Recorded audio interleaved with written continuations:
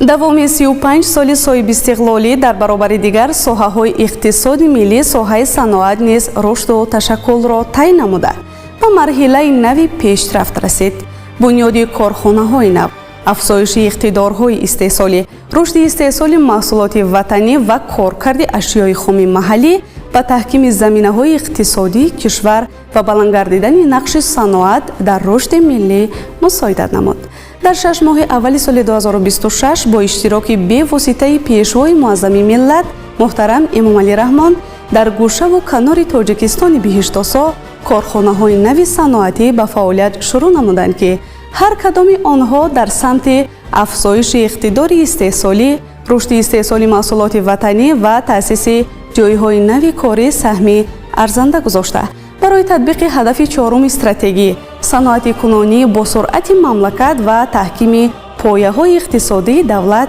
заминаи мусоид фароҳам меоранд.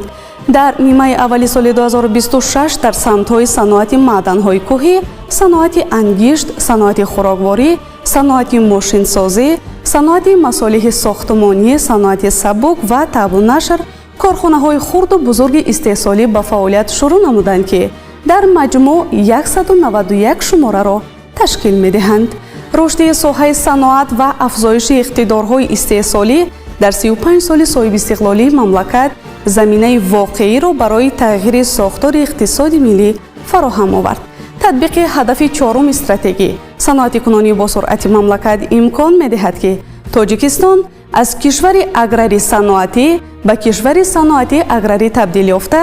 дар ин замина ба марҳилаи нави рушди иқтисодӣ ворид гардад.